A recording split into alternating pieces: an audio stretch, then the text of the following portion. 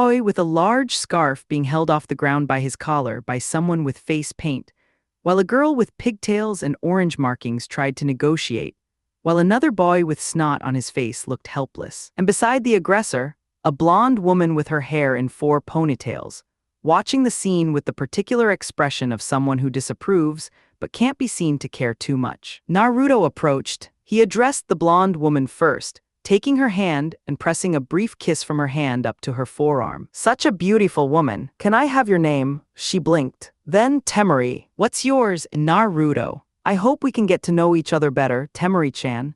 She smirked. "Naruto-kun. I like that." The face-painted one dropped the scarf boy and started reaching for something on his back. Naruto raised his Ryatsu. Everyone in the vicinity stopped. "That would be unwise, Kankuro." "Enough," a different voice, calm to the point of being cold. Red hair, teal eyes with black rings under them. Kanji for love on his forehead, a gourd on his back. He looked at Naruto without particular effect. "Your pressure didn't affect me as much as the others," Naruto observed. "What's your name?" "Gaara." "Of the sand." He looked at Naruto without expression. "You're here for the exams." "I am." "You as well?" "Yes." A pause. "Mother wants your blood in the finals." He turned and walked. Temari winked at Naruto over her shoulder as she followed. Kankuro glared. Naruto watched them go, then looked at the 3 children who had been caught in the middle of this. "Are you all right?" The scarf boy looked at him with the expression of someone who has seen something they want to understand. "How did you do that?" "Training." He started walking. "Stay out of alleys with people you don't know." Dango Shop Anko was eating alone with the expression of someone who is technically enjoying their dango, but not enjoying anything else. Naruto sat next to her. "Mind if I join you?" She looked at him. Something in her face changed. Not a big shift, but real, the particular way a person's expression softens when they see someone they weren't expecting to be glad to see. "Of course not." She went back to her dango, picked at it, set it down. He waited. "I'm fine," she said. "I know you said that. What's wrong?" She stiffened slightly, then relaxed. Something in the way she looked at him, like she was deciding whether to bother. She decided. "Just a day," she said. "Sometimes it's just a day."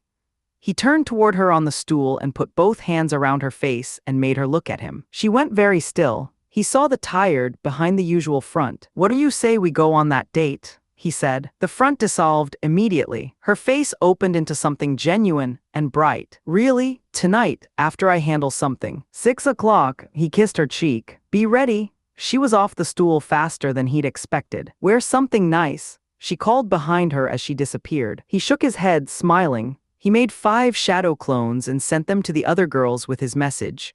"Meet at the compound. 8 o'clock, important announcement." Then he went to Kurenai's apartment. Kurenai's apartment, she answered in her home clothes, which was a statement she probably hadn't planned to make, and then she saw him and smiled. "Naruto-kun, come in." He retrieved his jacket. She produced it from the closet with a certain reluctance. "I slept with it sometimes," she said. "I know." She looked at him. "How do you know?" "It smells different." She blushed. He kissed her in the hallway before either of them had properly decided to, and she kissed him back with both hands on his chest, and something that had been building for weeks concentrated into the few minutes they had before the world needed to continue around them. He pressed his forehead to hers when they came up for air. "Tonight, after Yugao's date, I'll be back." She looked at him with the particular expression of someone who has just been reminded that there are other people on this list. She covered it. "I'll be here," she said. He kissed her forehead and left. Yugao's date, he picked her up at the Anbu headquarters. She had dressed with careful precision. A purple dress that knew exactly what it was doing, hair down, heels. She looked at him with the quiet evaluation of someone who rarely shows their hand. He offered his arm. She took it. The restaurant was expensive because the Namikaze account allowed for expensive, and he told her to order anything. She looked at the menu and said the prices were more than an A-rank mission. "Good," he said. "I wanted to make sure you had options." She ordered. He ordered. They ate and talked, and he found out she liked the moon specifically, not just the night sky, that she'd been watching it since she was small, and he told her they should watch it together sometime, and she smiled sideways at the table. After dinner, they walked until they found a bench in an empty park. She looked at the sky. He watched her profile. "You've gotten more beautiful as the evening went on," he said. She looked away. Her ears were slightly pink. "Stop, I'm not doing anything. You're doing several things and you know it." He smiled. He was quiet for a moment, then he reached over and turned her face toward him with a hand on her cheek. She kissed him before he could finish leaning in. She was precise about it, the way she was about everything. Deliberate, and then she wasn't, and that was better. He walked her back to the Anbu headquarters, and she kissed him once more at the door, softer this time, and went inside with the expression of someone holding something carefully. He walked home, Namikaze compound, midnight Kushina asleep upstairs. He checked on her and kissed her forehead, and she smiled in her sleep. He went to his room and found Akane reading something, Kyoka half asleep already. He woke Kyoka up gently. She looked at him and wordlessly pulled him to her. What happened next was private. What followed was Akane joining them, and all three of them eventually asleep in a pile, which Naruto thought was exactly as it should be. The next morning academy, Chunin exams, he arrived at the building and found the standard misdirection at the wrong floor. He spotted it in approximately 4 seconds,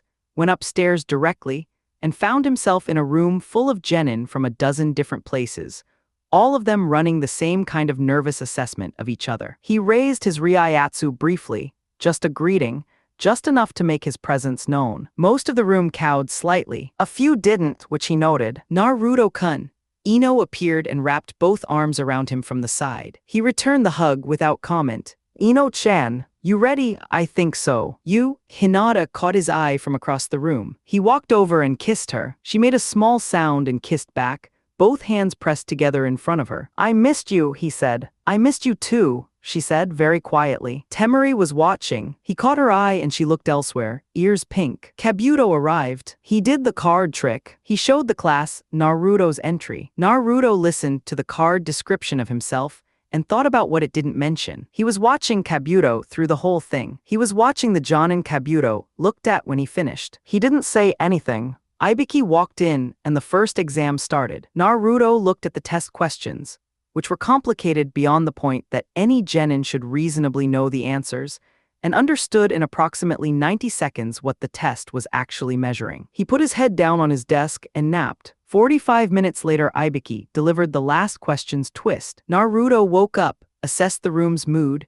concluded that everyone left at this point already knew how to make a decision under pressure, and watched Ibiki announce the pass. Then Anko arrived through the window. She found his eyes across the room and smirked. He raised an eyebrow. She winked. He picked her up bridal style when the room was filtering out, which caused several jaws in the vicinity to temporarily malfunction, and shunpoed to the front of the forest of death before anyone had finished asking questions. Tell me this is where we're going for the date, Anko said. Not exactly. This is where you run the second exam. She pouted. Put me down. He set her down. She straightened her clothes and turned to address the arriving genin with precisely the professional authority of someone who had definitely not just been carried across a courtyard. This is the forest of death, she said. You have 5 days. Here's what you'll need. The second exam, Naruto moved through the forest and had both scrolls within an hour by methods that did not require significant effort. He found a branch high in the old growth section and lay on it to rest, because he had been in a war recently and there was no prize for finishing early. He thought about Ino and Hinata. He hoped they were doing well. He thought about Orochimaru, whose signature he'd caught briefly during the encounter and filed away for later. He thought about Kushina. He thought about several things he was and wasn't going to do about Kushina. He concluded that Mikoto's advice, which was to follow what his heart told him, was probably the most useful thing anyone had said on the subject. He also concluded that this was a conversation for later. He found Team 7 the next morning, found Orochimaru there before him, watched the snake bite Sasuke and start walking toward him. He fired a single Byakurai between them and appeared in the gap. Orochimaru regarded him with the focused attention of a connoisseur. You're the Jinchuriki of the Kyuubi, Naruto Namikaze.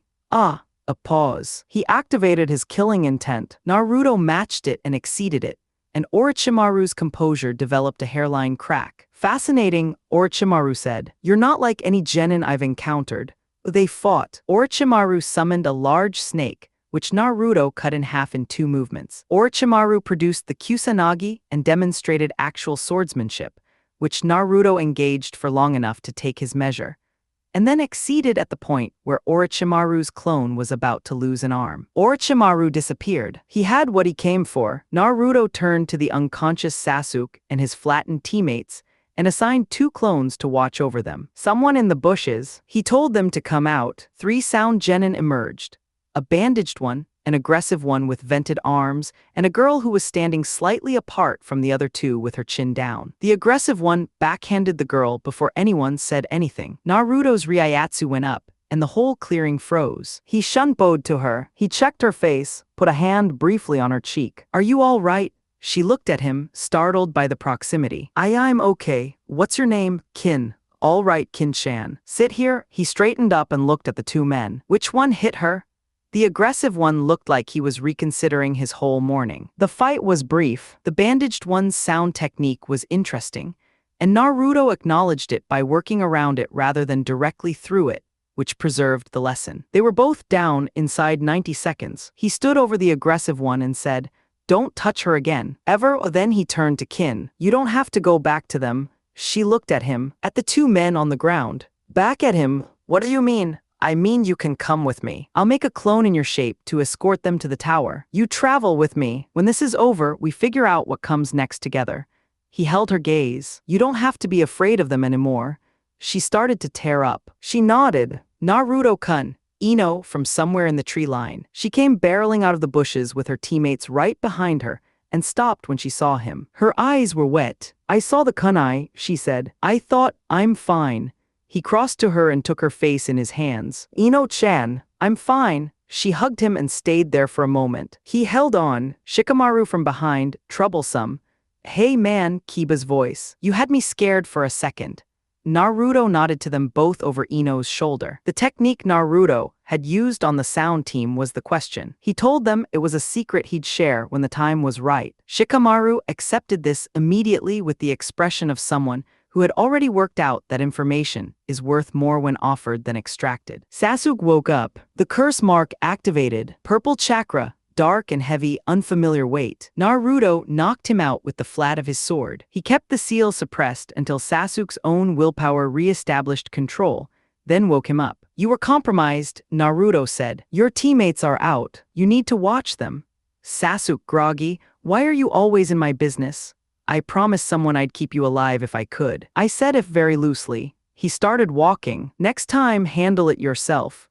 He walked to the tower with Kin. She told him about sound on the way, about Orochimaru, about how the village had treated its genin, the abuse she'd taken from her teammates, why she'd been afraid to say anything. He listened without judgment. When she was done, he said she'd done the right thing by telling him, and she'd do the right thing again, and it got easier. She cried. He let her. Tower Uruka shunshined them to Sarutobai's office. Naruto told Sarutobai about Orochimaru. Sarutobai and Anko both went very still at the name. He watched Anko's hand go to the side of her neck, without her seeming to notice she'd done it. He asked who Orochimaru was. Sarutobai told him. Naruto processed the information and said, "Don't remove Sasuke. Don't announce that Orochimaru was here. Let him keep working and track his objectives by watching Sasuke. If Konoha pulled Sasuke, Orochimaru would retaliate or go dark. Leave the bait in place." Sarutobai agreed this was sound. Then Naruto turned to Anko and wrapped both arms around her. She grabbed on immediately. He said into her hair, "We'll talk about it on our date."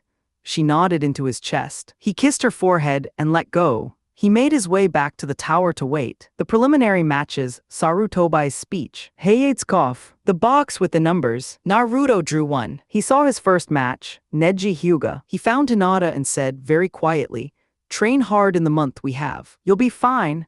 She kissed him, bold and sudden, and then went to take her place. He watched her go. The matches ran in sequence, and Naruto watched them with the attention of someone who learns combat by observation as much as practice. Sasuke versus Yoroi.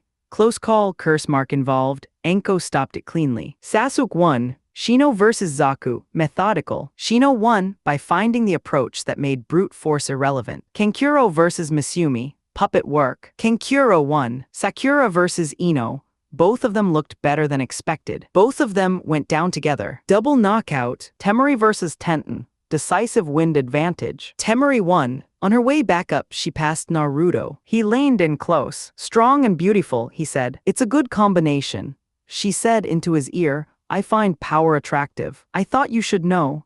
She walked away with a sway that was definitely for his benefit. Shikamaru versus Kin. Kin's genjutsu technique was sophisticated. Shikamaru found the flaw. Then, Naruto Namikaze versus Rock Lee. Rock Lee introduced himself with the full title. Naruto raised his eyebrows. Lee took off his leg weights and threw them aside. And the crater they made in the floor rearranged everyone's assumptions about what was stored in those orange warmers. They began. Lee was fast, faster with the weights off than anything Naruto had seen from a taijutsu-only practitioner. He was also committed, which was different from fast and often more dangerous. He tagged Naruto twice. Both times Naruto reassessed and adjusted. Lee announced the third gate. Power built. Lee announced the fourth. The world got strange for a moment, the way it does when something genuinely exceptional is happening. Naruto let the first several strikes land because he was still reading the technique. Then he started moving, and Lee started missing, and the gap between the two of them in terms of cost became visible. Lee was burning himself up to sustain the output. Lee's reverse lotus sent him into the crater. He heard the proctor starting to say Lee's name. Shatter Kyoka Suijutsu.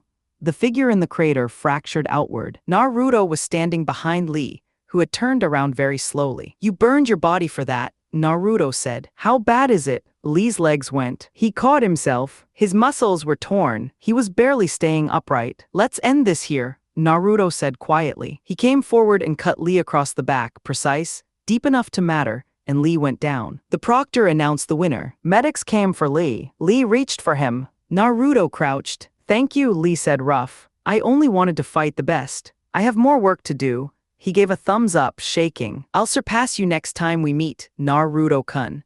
Naruto looked at him for a moment. The commitment was real. The belief was real. "You have my respect," he said. "I'll be waiting."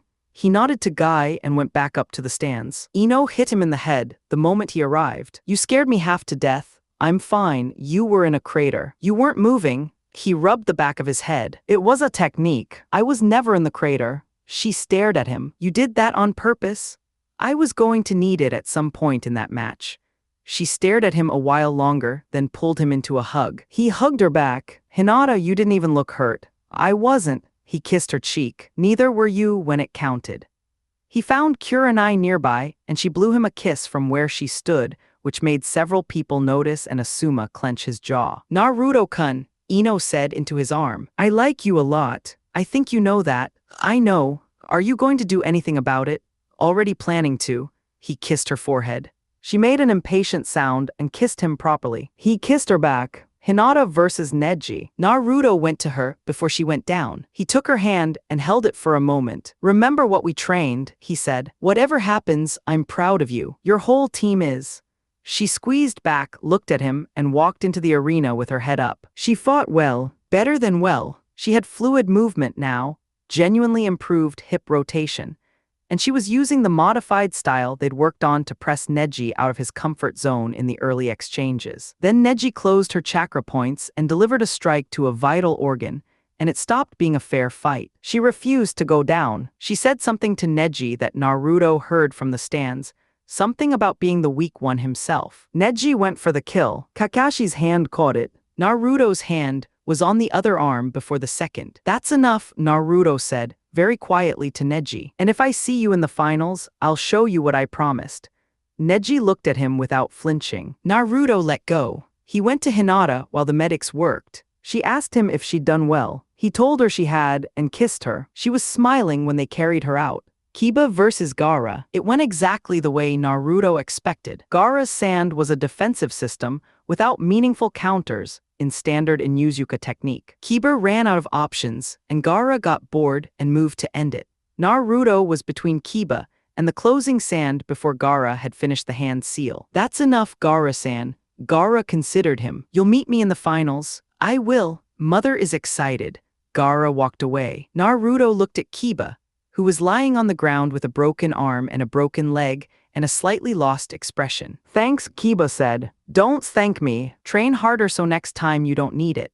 Kiba winced in a way that was mostly about the ribs. "Yeah, probably." Choji versus Dasu. Dasu won by transmitting sound through body water. Sarutobi announced the month interval. Numbers were drawn. Naruto drew his match, Neji Hyuga. He had already planned for this. On the way out of the tower, Naruto found Anko at the edge of the crowd and kissed her in front of everyone before she had a chance to say anything. She kissed him back with complete commitment. When they separated, she touched her own lips like someone confirming a thing is real. "Tonight," he said. "Don't be late," she said. He gave Ino and Hinata their kisses and walked home. Namikaze compound. It was late. Kin was staying in one of the spare rooms now, which she'd accepted with a gratitude so sincere it was hard to look directly at. She was already asleep. Kushina was on the couch with a book in her lap, and her eyes not quite on it. Naruto sat beside her. She looked at him with something she wasn't going to name. He kissed her forehead. She went still. "Good night, Kushina-chan," he said. She said it back very carefully,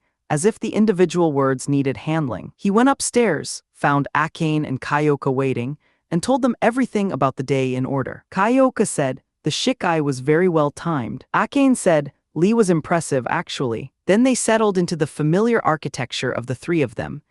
His arms, their warmth, the mindscape quiet around them. He fell asleep thinking about the announcement he had to make, and how the girls would take it, and whether he was ready for that conversation. He wasn't ready. He was going to do it anyway. The date with Anko, she was at Kurenai's when he picked her up. She came out in a purple dress, hair down, no hidiate. She looked different without the armor of her usual wardrobe and attitude. She looked like herself, which was the same thing and better. He said one word, "Beautiful." She blushed. She hadn't expected it to land that clean. He'd bought her dango. She grabbed his arm and dragged him out the door and toward the park at a pace that suggested she hadn't quite gotten control of her enthusiasm. They sat under a tree. He fed her dango sticks, and she fed him back, and they talked. She was different out here, less performance, more person. She laughed easily and complained entertainingly about every Anbu she'd ever worked with, and told him she actually liked snakes if the people using them weren't catastrophically terrible. Jonin walked past. He heard the words demon brat and snake whore,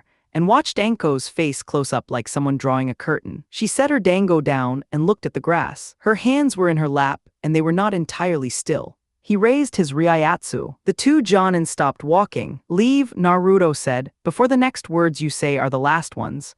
They left at speed. He looked at Anko. He reached over and moved a strand of hair back from her face. "Come here," he said. She looked at him. He shifted and settled her back against him, her head in his lap, his hand in her hair. The curtain came down a little. "It's been this way my whole career," she said eventually. "Everyone assumes, everyone knows who my teacher was. I was 16 when he branded me and left me, and everyone who knew either blamed me or just stayed away." He said nothing. He kept his hand in her hair. "I want to kill him," she said. "That's not something I say lightly. I know. Will you help me if it comes to that?" "Yes." She was quiet for a moment. He felt her shoulders drop. Then he thought of something. He put his hand on the side of her neck, where the mark was. He reached into her with Ryatsu. He felt the Hagioku's power blend in, blue-violet, and directed it at the shape of the seal like light through water. The mark resisted, then didn't. A jolt through his head. He gripped it with one hand and breathed. "Naruto-kun." She sat up and turned, alarmed. "I'm fine." He opened his eyes. "Check your neck." She reached up. Her fingers found bare skin, where there had always been something else. She checked it 3 times. Her hands were shaking slightly. "Is it gone?" he said. She stared at him. He watched her process it. He watched her eyes fill up and overflow, and she grabbed him and held on, and he held on back. He let her cry. When it started winding down, she pulled back and looked at him with wet eyes and a smile. He was pretty sure she didn't know what was happening. "You said you'd never leave me," she said, voice unsteady. "I said it and I meant it. Why did you do this? You didn't have to, Anko-chan." He took her face in both hands. "You understand what it is to be alone in a way nobody chose. So do I. That's not coincidence, that's why this makes sense." He held her gaze. "Will you be my girlfriend?" She burst into tears again, which he'd expected, and then she kissed him, which he'd also expected but less precisely. When they finally walked back toward the compound, hand in hand, he told her about the announcement he had to make. She said she'd be there. They walked the rest of the way in comfortable silence. Chapter 10, Where is Kushina? And the second exam, The Forest of Death, from the outside, looked exactly like its reputation. The fence, the warning signs, the sense of deliberate threat. Anko had spent 15 minutes scaring the genin before the exam started, which was accurate to the spirit of it. and the genin had obligingly arrayed themselves in various postures of barely controlled anxiety. Naruto watched all of this with mild amusement. A kunai sailed at him from Anko's hand. He caught it between two fingers without looking. Testing my reflexes, Anko-chan. She crossed to him with an expression somewhere between smug and hopeful. She pressed herself against him and put her arms around his neck. Several genin watched this with expressions that ranged from confused to significantly red. "Well," she said, "do I look cute?" "You look sexy," he said into her ear. "There's a difference."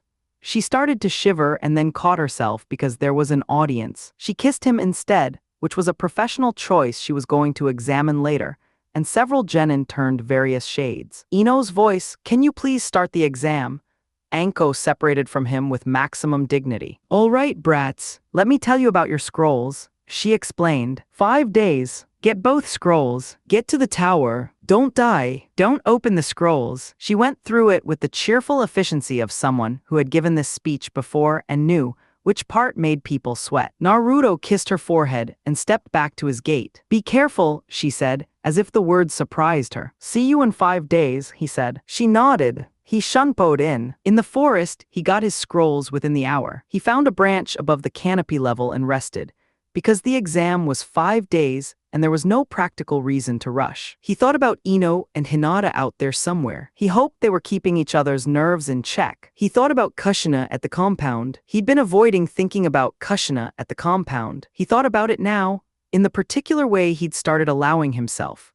Not as a problem to suppress, but as a thing that was present and real and needed eventually to be acknowledged. He was attracted to his mother. He had been since he saw her photograph in Sarutobai's office, and told himself he wasn't. He had been standing 5 feet from her for days now and making correct and appropriate decisions about it. But the attraction was there, and suppressing it wasn't the same as resolving it. The honest accounting was this. She was beautiful, she was strong in a way he respected, she understood things most people didn't understand, and she had looked at him in ways that suggested the feeling was not entirely one-directional. Mikoto had noticed. Mikoto had, in fact, gently encouraged him. He lay on his branch and looked at the canopy and accepted all of this and decided the conversation needed to happen when he got back. The next morning, sound of movement below. Team 7 plus someone new. A man in a straw hat with a coiled purple belt who was currently standing across from Sasuke in a way that radiated deliberate menace. Naruto watched from his branch. The man said Itachi's name, the specific cadence of saying it to watch what it does to someone. Sasuke's face went through several things very quickly, and then his Sharingan activated. Naruto had read about the Sharingan. Tsutomu newly awakened. Sasuke's whole posture changed. They fought. The man, Orochimaru, was letting Sasuke have the best version of the fight. Testing, taking notes. Naruto pointed his finger. Hado no, 4 Byakurai. The lightning bolt passed between them as a warning. He appeared in the clearing. Orochimaru looked at him, the controlled, curious face. Interesting, you're the Jinchuriki. Naruto Namikaze. They regarded each other. Orochimaru attacked at range first, 3 kunai. Naruto redirected them. A snake summoning came next, enormous and fast. He cut it in half mid-strike and flicked the blood off Kyoka's tip. Your summons are impressive, Naruto said. Your swordsmanship less so, compared to Zabuza.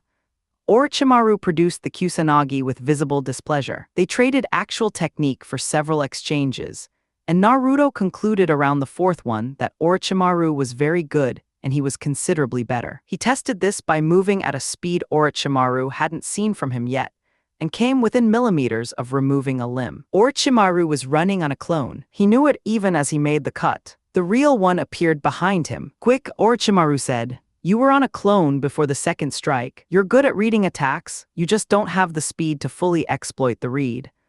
Orochimaru looked at him with genuine interest. You're not concerned that I'm here. I'm going to find out why you're here. I prefer that to driving you off before I know what I'm dealing with. A pause. My work here is done regardless. Orochimaru did the flaming shunshin. I'll see you again, Naruto-kun. I'd advise not mentioning I was here. He was gone. Naruto stood still for a moment, then went to Sasuke and checked his pulse. The curse mark was active on the back of his neck, spreading dark lines. He made 2 clones. Watch them until they wake up. Don't let anyone who seems threatening get close.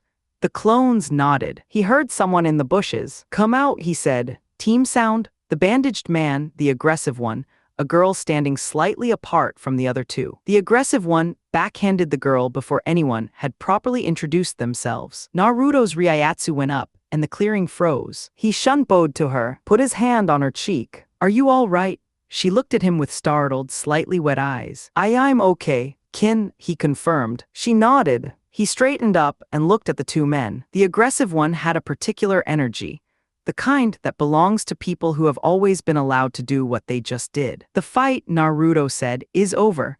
What followed was efficient. When they were down, Naruto made a clone and had it henge into Kin's shape. He told it to travel with the two of them to the tower, then dispel when they reached it. The clone went. He turned to Kin. "You don't have to go back to them," he said. "There's a place for you, if you want it. I'll explain the details when we're out of the forest." She looked at him, then at the two men on the ground, then back at him. She hugged him. He was slightly surprised by the directness of it. He hugged her back. "Naruto-kun." Ino burst from the bush line. The tower Uruka shunshin them to Sarutobi. Naruto gave his Orochimaru report. Sarutobi agreed to the containment approach. Kin told them what she knew of sound. Sarutobi arranged for her to stay in Naruto's custody. Anko heard Orochimaru's name, and her hand went to her neck before she caught herself. He noticed. He crossed the room and wrapped both arms around her from behind and said, against the side of her neck where the mark had been, "We'll talk about it tonight." She held his arm. He kissed her forehead and went back to Uruka. "Let's get back," he said. The 3 days, Naruto and Kin. 3 days in the tower waiting. She tugged. He listened. About sound, about Orochimaru, about the specific kind of fear that comes from knowing you have no options and someone is always watching. She told him about a friend. She'd lost track of who was the only person who had ever been kind to her before this. He told her the friend was welcome in his village too, if she could be found. The look on Kin's face made the offer feel like the right thing. They had become genuinely comfortable with each other by the time Team 7 arrived looking worn. Sasuke barely glanced at anyone. Sakura followed him. Sai watched Naruto with the flat patience of someone gathering information. The preliminaries, all the Jonin arrived. The matches were announced. Sasuke defeated Yoroi. Curse Mark barely controlled. Anko stopped it before it went too far. Shino defeated Zaku. The aerial apertures were sealed before Zaku realized what was happening. Kankuro defeated Misumi. Puppet work, the kind that suggests someone has been doing this for years. Sakura and Ino, better than anyone expected, both down at the end. Temari defeated Tenten. Wind advantage, clean and decisive. Temari passed Naruto on her way back up and said into his ear that she found power attractive and thought he should know. He told her beautiful and strong was a good combination. She walked away at a pace she knew he was watching. Shikamaru defeated Kin. Her technique was good. His shadow found the string. Naruto versus Rock Lee. Lee introduced himself. He meant it, which was the interesting part. They moved. Lee was fast, and with the weights off he was faster. And with 2 gates open, he was in a category that would have ended most genin in this building immediately. He tagged Naruto twice. Naruto adjusted both times and kept reading. The Reverse Lotus sent a version of Naruto into the crater. The proctor started to say Lee's name. Shatter Kyoka Suijutsu. The figure dissolved. Naruto was behind Lee. Lee's muscles were already failing. He could see it in the small involuntary movements. The cost of going that far above what the body should sustain. Naruto came forward. "You burned yourself for that move," he said. "Respect," he cut Lee across the back. Lee went down. He crouched when Lee reached for him. "Thank you," Lee said and smiled and gave the thumbs up, and they came to carry him away. Guy was already crying with the specific intensity of someone who has invested a great deal in a student and means every bit of it. "He'll be fine," Naruto said. Guy nodded, wiping his face. "He'll be back stronger. I believe it." He went upstairs. Ino hit him in the head. Kurenai blew him a kiss. Anko watched him with the particular expression she'd been allowing herself since the park. He kissed Hinata before she went down for her match. She kissed him back. He said he was proud of her. She walked into the arena with her chin up. She fought well, genuinely well. The training showed. Neji shut down her Tenketsu, delivered the fatal strike, and Naruto was moving at the same speed as Kakashi. "Enough," he said to Neji. "If you're in the finals, we're going to have a conversation about certainty." He went to Hinata. She asked if she'd done well. He said yes and kissed her. She was smiling when they wheeled her out. Kiba versus Gaara. He stopped the sand before it crushed Kiba's remaining mobility. He looked at Gaara. The match is over. I was going to kill him. I know, he held Gaara's gaze. Find me in the finals instead. Gaara studied him. You'll be worth it. He walked away. Kiba said thanks. Naruto said train harder. Numbers drawn. 1 Naruto versus 2 Neji. Sasuke versus 4. 3 versus 7. Gaara versus Temari. And so on. The month was granted. They would spend it training. Sarutobi announced his retirement. The village would have to decide what came next. Namikaze compound. Night, Naruto came home to find the gate slightly open, which Kushina would not have left. He stepped through, noticed the door unlocked, walked inside. A note on the kitchen table. He picked it up. Naruto Namikaze. If you're reading this, we have your mother. Come alone to the abandoned outpost, 20 meters east of the village. Noncompliance means her death. He set the note down. His Ryatsu rose without his deciding to let it, filling the house. Kin appeared in the kitchen doorway, alarmed. Kin-chan, he said, very controlled. Lock the gate. Lock the door. Don't open either until I'm back. She saw his face and nodded. He walked out. He shunpoed toward the east gate. Outpost old building, partially collapsed, charred stone, old craters, the smell of stale chakra from battles long since concluded. He walked in. He felt the presence inside. Come out, he said. A masked man materialized. Different robe than Anbu, different mask. Naruto Namikaze, the man said. I'm glad you came. Where is she? A snap of fingers. A second masked man appeared with Kushina tied and taped, a syringe a centimeter from her neck. Naruto's hand went to Kyoka. He stopped when he saw the syringe. A fast-acting poison of my own design, the masked man said. Not even Tsunade could reverse it. One hostile movement and it goes in. Naruto released Kyoka. All right, he said. What do you want? Another snap. A third masked man, 2 people being held, kunai at their throats. Mikoto, Sarutobi, I want to play a game, the man said. Choose who you save. Your mother, who you just got back, or your closest companions, the man who's been your family and the first friend you made in Konoha. 30 seconds, Naruto looked at Kushina. She looked back at him. Her eyes said what he already knew she would say. He looked at Mikoto and Sarutobi. Sarutobi's face was carefully neutral. Mikoto looked like she was about to do something ill-advised. Akane's voice, let us out. Kyoka and I can go for Kushina while you free the others. No, Naruto said internally. The moment the syringe moves toward her, it's over. I can't show you yet, and I can't attack without triggering it. Then what are you going to do? Kyoka said, quiet. What I have to. Akane and Kyoka understood simultaneously. Both of them said his name at the same moment. I know, he said. I love you both. He smiled at the masked man. He substituted himself for Kushina. At the same instant, the cage bunshin he'd been building without moving a finger shunpoed to the man holding Mikoto and Sarutobi and took the kunai away in a single movement. He felt the prick at his neck. He smiled. He closed his eyes. 2 hours later, he opened them to the ceiling of Sarutobi's office. Jai, he said. The masked man took off his robe. He took off his mask. Sarutobi smiled at him. Hello, Naruto-kun. Naruto sat up slowly. He looked at the old man across from him for a long moment. Test, he said. Yes, for cage material. Yes. Sarutobi set down the costume. You made the only decision a leader can make. Sacrifice yourself for someone who couldn't protect themselves, while simultaneously arranging for everyone else to be safe. Without hesitation and without announcement, he folded his hands. I needed to know you were capable of that before I made my own decision. Which decision? To come with you?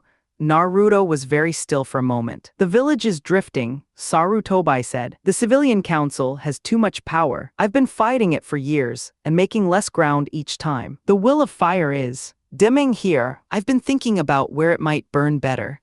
He looked at Naruto. You'll have me as an advisor if you'll have me. Naruto looked at him. Yes, absolutely yes. A pause. But if you ever do something like this to Kasan or Mikoto-chan again, we will have a longer conversation. He raised his Ryatsu just slightly, enough to make the room heavier. Sarutobi went a little pale. Noted, Sarutobi said. Naruto dropped it. Also, you owe me a door. I know. The repairs are going to be significant. Worth it. Akane and Kyoka materialized from wherever they'd been waiting with the specific energy of two people who had been holding in a significant amount of feeling for the last 2 hours. He was immediately descended upon. Yubaka, Akane said into his shoulder. We weren't breathing, Kyoka said, her voice muffled. He held them both. I know. I'm sorry. He kissed the tops of their heads. I had to. Don't do that again. I'll try. He looked at Sarutobi over their heads. Sarutobi was smiling. Tomorrow, Naruto said, you come to the compound at 8. I'm gathering everyone and explaining the plan, and you'll explain Akane and Kyoka to whoever asks. I'll be there, Sarutobi said. Naruto walked out and Shunpo'd home. Namikaze compound, Kushina and Mikoto were in the living room when he came through the door. Both of them started to stand. He went to them. He kissed Kushina's forehead. He kissed Mikoto properly, deep and warm, and she made a small sound of surprise that became something softer. When he stepped back, Kushina grabbed his face with both hands and kissed him. He went still, then he kissed her back. Mikoto said from somewhere nearby, well, about time. Kushina pulled back. The realization hit her about a second and a half after the impulse had already acted. Aye, oh Naruto-kun, I'm so sorry. She was up the stairs before he could finish saying her name. He looked at Mikoto. Mikoto looked at him. She told me she's been feeling this way for days. I told her to follow her heart. A pause. You should go talk to her. He kissed Mikoto one more time, brief and warm, and went upstairs. He knocked on the closed door. No answer. I'm coming in, Kasan. He went in. She was on the bed with her face turned away. He could hear her breathing. He sat on the edge and waited. I ruined everything, she said. Small voice. You didn't. He kept his own voice level and warm. Listen to me. I want to say this and I want you to let me finish. She turned slightly. Not enough to look at him, but enough. I love you. I would die before I let you be alone again. That's not going to change regardless of what just happened. He paused. And I should tell you that I've been thinking about you in ways that aren't exactly appropriate since I first saw that photograph in Sarutobi's office. So you didn't start something I wasn't already carrying. She turned. Her face was wet. She was looking at him with something between hope and fear. You've thought about me like that? Yes, but it's wrong. Is it? He held her gaze. We didn't choose anything. We just are what we are. And I think if we're honest about what we are, we can figure out what to do with it. She looked at him for a long, quiet moment. You want to try, she said carefully. I want to take it slow and see. If that's what you want. She nodded, very small. He smiled. He kissed her, soft and deliberate, the way a first kiss should be. She kissed him back, and it was nothing like she expected, and everything like she'd been afraid to imagine. When they pulled apart, he looked at her. Kushina-chan, he said. She blinked at the name change. Her face went warm. Come downstairs, he said. Mikoto-chan is waiting and you've been apart long enough. She nodded, wiped her face, and followed him. Mikoto greeted them both with a smile that managed to be both knowing and entirely gracious. And they spent the rest of the evening on the couch together, the three of them, quiet and real. When Mikoto finally had to go, Naruto walked her home. She told him she was happy for them. He told her he loved her, for real, and meant it. And she cried a little and kissed him at her door and said she'd be at the compound tomorrow at 8. The announcement, everyone arrived at 8. Kurenai, Anko, Yugao, Ino, Hinata, Mikoto, Kushina. Sarutobi in the corner. Kin in the kitchen. Naruto let Akane and Kyoka materialize. He introduced them. He watched everyone process the kyubi, watched Ino and Yugao adjust their understanding of the world. Then he looked at all of them. I want to tell you something, he said. It's going to affect what you decide about me. Silence. He had their full attention. After the Chunin exams, I'm leaving Konoha. 5 seconds. Then Anko was on her feet. What followed was raw and loud and honest. And he let it be all three. He understood why. He let her say everything she needed to say, even the part that was unfair. Because it was also the part that came from how much she'd already started to trust him and how scared that made her. When she raised her hand to hit him again, he looked at her. Just looked at her. No expression except something genuine and sad. She stopped. He said everything he needed to say. About the village and what it had been to him. About Uzashigakure and what it could be. About the kind of place he was trying to build and why it was worth building and what he was asking of them. He said, I will never leave you. I have never lied to you. Anko grabbed him. He held on. The other girls gathered around, first one then all of them, until it was a knot of people who had collectively decided that whatever came next, they were facing it together. Sarutobi from the corner, "He'll have me too." That got a reaction. Afterwards, when the weight had been released and they were all sitting again, he said, "You each decide for yourselves. I'm not asking you to follow me. I'm asking you to consider it." Hinata and Ino consulted each other. They wanted to come, but they wanted their families and clans to come too. He said the village would be open to anyone. Yugo asked for time. He gave it. Anko said she was in, immediately and without condition. Naruto kissed her until she was slightly out of breath, which she accepted as a reasonable response. Then he told them about the Soul Society, about Rangaku, about why he had to go. Everyone processed this in their own way, which ranged from focused concern to barely concealed territorial feelings about the word Rangaku. He made his clones. He walked each girl home. He came back to Kushina at the end of the night and found her on the couch asleep with her head at an angle that was going to give her a crick tomorrow. He carried her upstairs. He kissed her while she was asleep, and she smiled, which he filed away carefully. He went to bed. Outside, a gate opened on its own. A man in a dark robe and a mask waited for someone to notice. Outside the village, the outpost was old. Crumbling stone, rust-stained kunai,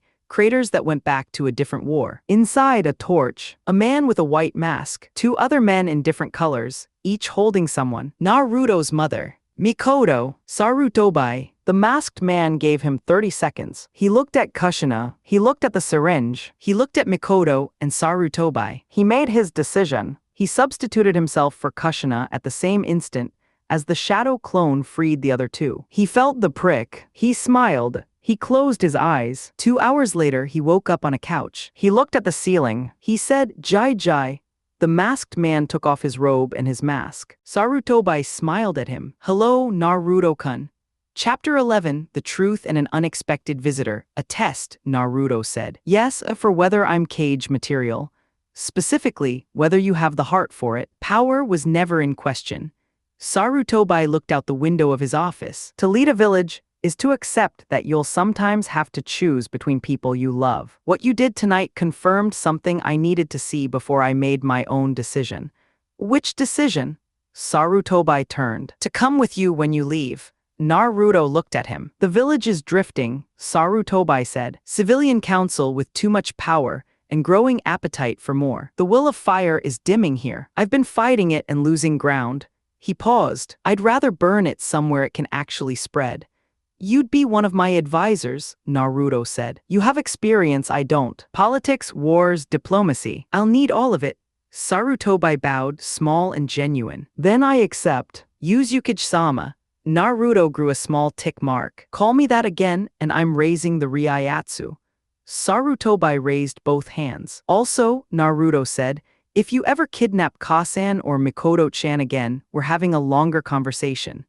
He raised it just enough. Sarutobi swallowed. "Noted," Sarutobi said. Akane and Kyoka appeared from wherever they'd been containing themselves. What followed was the kind of reunion where nobody said anything useful for several minutes, because they were too busy trying to confirm everyone was alive. "You scared us," Akane said, muffled in his shoulder. "I know, you weren't breathing. I was somewhere else. That's not better." He held both of them. He kissed them. He told them tomorrow. He was explaining everything to everyone. He shunpoed home. Namikaze compound, Kushina and Mikoto were in the living room. They looked up when he came in. The relief on both their faces was specific and real. He crossed to Mikoto first and kissed her. She made a small surprised sound and then kissed him back. He stepped away and looked at Kushina. She grabbed his face and kissed him before either of them had decided she was going to. He went still. For a moment, everything was suspended. Then he kissed her back, and it was warm and real, and nothing about it was wrong in any way he could locate. She pulled back, and then she ran. He called her name. He heard her bedroom door. Mikoto was watching him with calm eyes. "She told me how she's been feeling. I told her to follow her heart." A pause. "I think you should go talk to her." He kissed Mikoto's cheek, warm and brief. She smiled and pushed him toward the stairs. He knocked on the door. No answer. "I'm coming in." She was lying with her face turned to the wall. He sat on the edge of the bed. "Let me say something," he said. "Just let me finish." She didn't say no. "I love you. I would do what I did tonight again without hesitating, because losing you is not something I'm ever going to allow. That part doesn't change." He waited a beat, and from the first time I saw that photograph in Sarutobai's office, I've been thinking about you in ways that probably aren't what sons are supposed to think. So you didn't start something I wasn't already carrying. She turned over. Her face was wet. She was looking at him the way she hadn't let herself yet. You felt it too. Yes, but it's wrong. He held her gaze. We didn't choose it. It just is. I'd rather be honest about it than pretend it isn't there. A long moment. She was deciding something. You want to try, she said. I want to take it slow. If you do, she nodded, very small. He kissed her, soft, patient, the kind that leaves room for the other person to decide how much to put into it. She put everything she had into it. When they separated, he smiled at her. Kushina-chan, he said. She went pink at the name. Come downstairs. Mikoto-chan is waiting. She nodded, wiped her face, and followed him. Mikoto welcomed them back with a smile that managed to be entirely sincere and only slightly smug. The three of them spent the evening on the couch together, watching television, making small talk, in the uncomplicated warmth of people who have decided to be where they are. When Mikoto had to go, Naruto walked her to the Uchiha compound. She told him she was happy for them. He stopped on her doorstep and told her he loved her, and it was true, and they both knew it. And she cried a little and kissed him at the door. Come at 8 tomorrow, he said. I'm telling everyone. I'll be there. She cupped his face. You're going to be so good at this, Naruto-kun. All of it. He held her hands on his face for a moment. Then he kissed her forehead and walked back through the empty streets. The next day, Kushina had made breakfast by the time he came down. The kitchen smelled warm, and the gesture was everything it appeared to be. He came up behind her and wrapped his arms around her, and she leaned back with a smile. Good morning, he said. Good morning.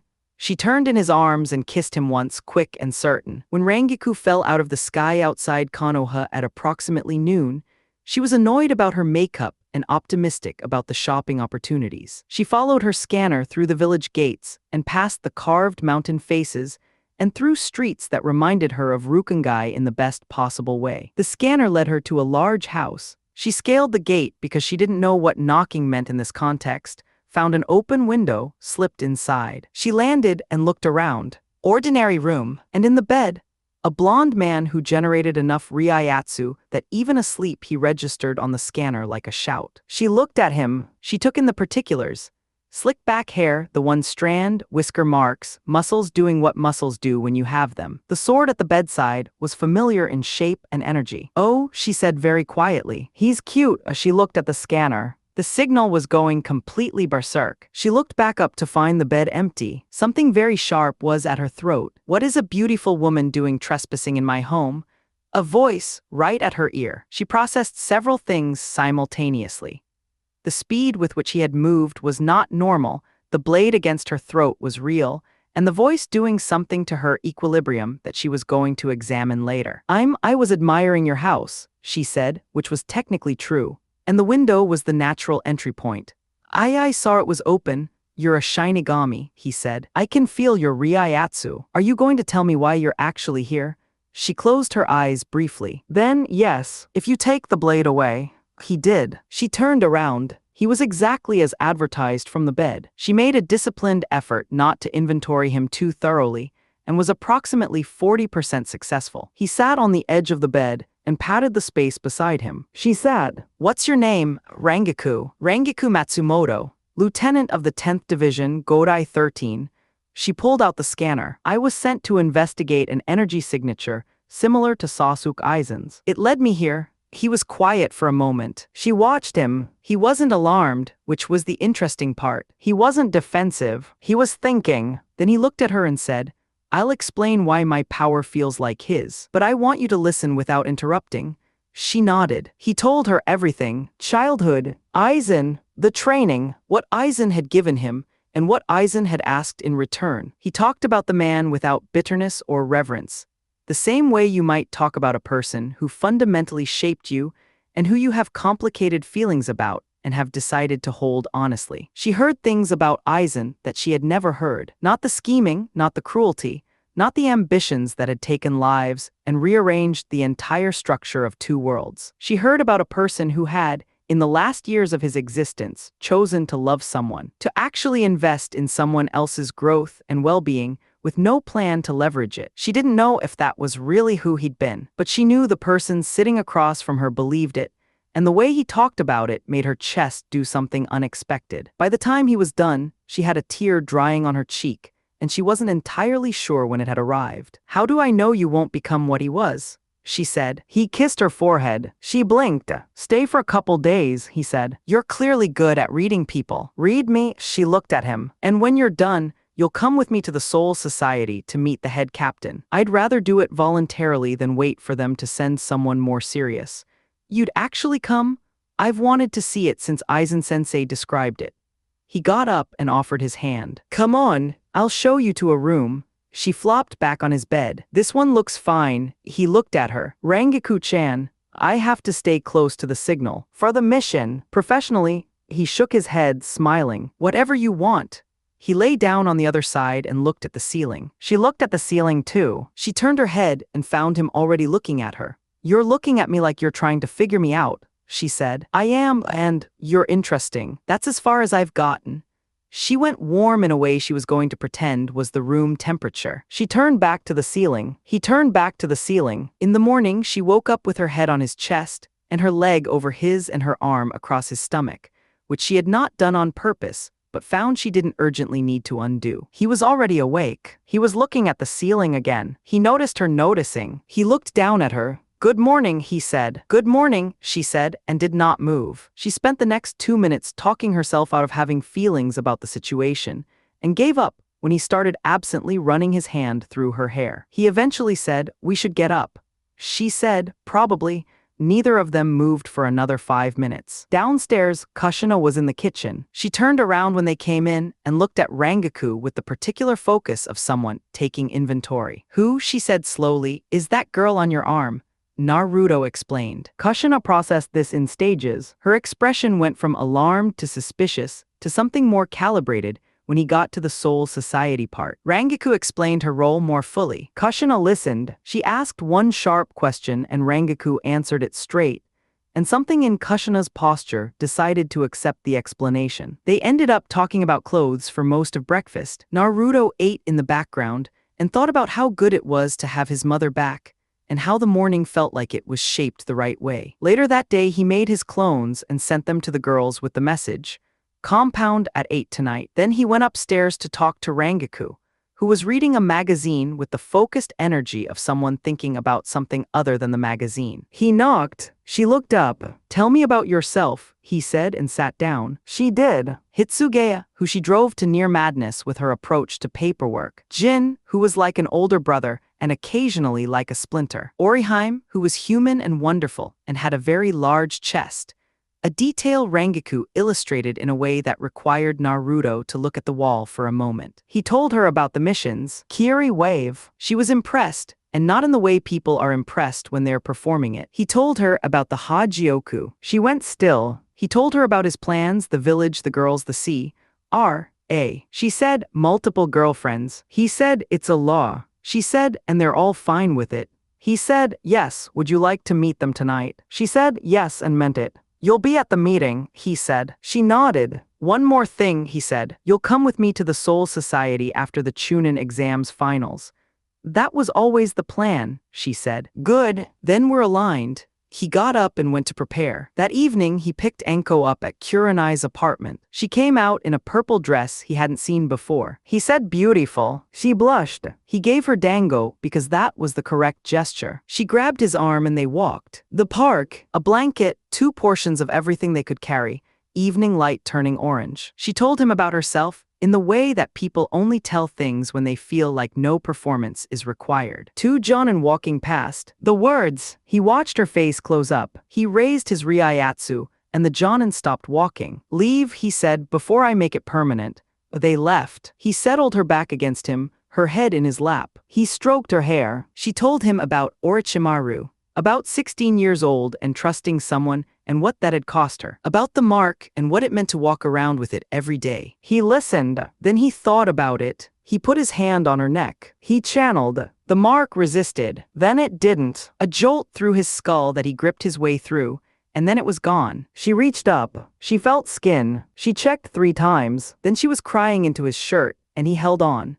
He proposed a relationship. She accepted with a kiss that expressed everything she would have been embarrassed to say. They held each other until the sky went fully dark. He told her about the announcement on the walk back. She said she'd be there. Compound, 8 p.m. Everyone arrived. He introduced Akane and Kyoka. He watched the room process the kyubi. He explained the history, the seal, the relationship, the years. He explained Kyoka. He explained the C.R.A. and what had already been agreed to. Then he said, I'm leaving Konoha after the Chunin exams. What followed was loud and emotional and real. Anko's reaction was the loudest and most emotional, and he understood it immediately and let it be exactly what it was. He didn't argue with the unfairness of it because the unfairness was coming from fear, not cruelty. When she stopped, he looked at her. She saw his face. The anger went somewhere else. He said everything he needed to say. She grabbed him. The rest of the girls gathered. Sarutobi watched from the corner with the expression of someone who has lived long enough to recognize moments worth holding onto. Rangaku watched from the kitchen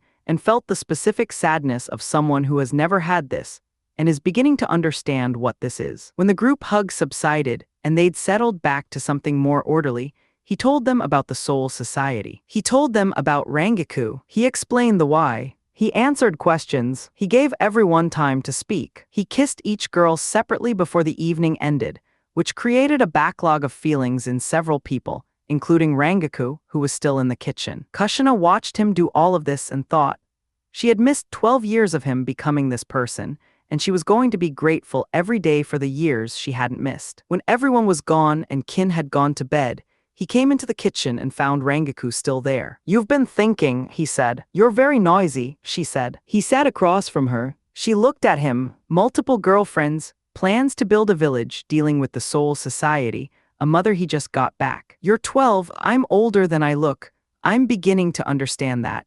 He looked at her steadily. She looked back. The scanner, still running quietly on the table, was generating less noise now. She didn't turn it off. Your captain sent you alone, she said. He'll want a report, then give him one. Tell him what you found. And what did I find? He smiled slightly. Someone who loved Aizen-sensei because of the person he became, not the one he had been. Someone who's trying to build something good. Someone who doesn't want the power Aizen wanted, just the strength to protect what matters. Rangaku looked at him for a long time. I'll tell him, she said, but you'll still need to come to the Soul Society.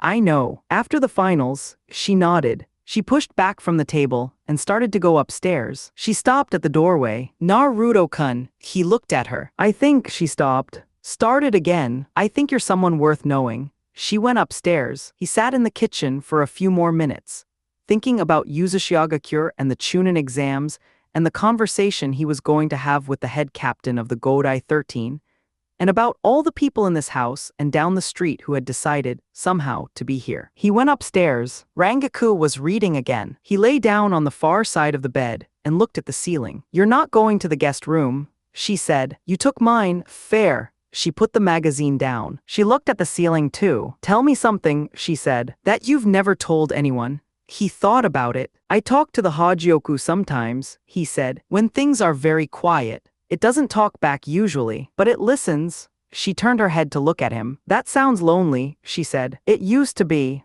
She looked back at the ceiling. My captain didn't want me to come alone, she said. Jin argued for it. My captain overruled him. Do you wish they'd sent someone with you? I did, she said. I don't now. He turned his head. She was still looking at the ceiling with the careful expression of someone who has just said more than they planned to. Good night, Rangaku-chan, he said. She smiled at the ceiling. Good night, Naruto-kun. They lay in comfortable quiet until the room darkened, and by the time the light was fully gone, they were both asleep, close enough to be warm. Chapter 12. A view into a different world, and a challenged Naruto was lying on his back staring at the ceiling, thinking about the Soul Society and what waited for him there. The announcement to the girls was behind him. He could feel that something had loosened in his chest after saying all of it out loud. The girls had noticed it too in the days since.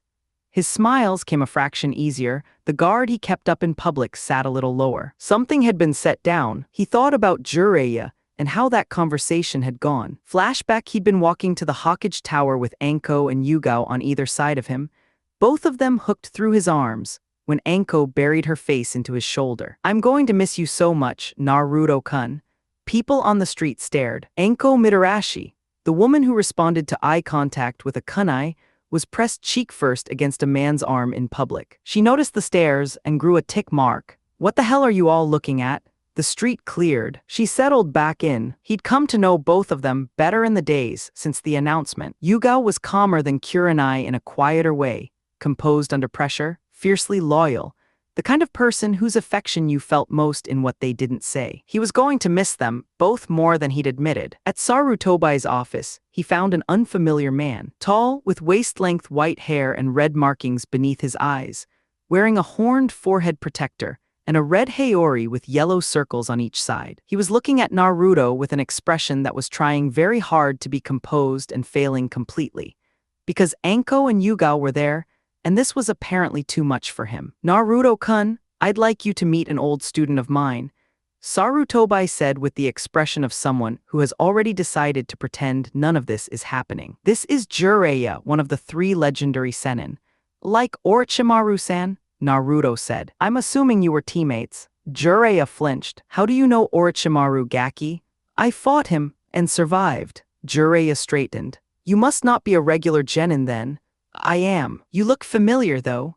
Naruto studied him for a moment, then looked at the photograph on Sarutobai's wall. His father, his mother, a large white-haired man. "You're in that picture." Jiraiya went very still. "You knew my Tusan," Naruto said. "It wasn't a question. He was my student," Jiraiya said quietly. Something in his face went somber. Naruto caught it but filed it away. "He must have been good then," Naruto said. Whatever Jiraiya had been about to say was cut off by him deciding to introduce himself more fully, involving a dramatic pose.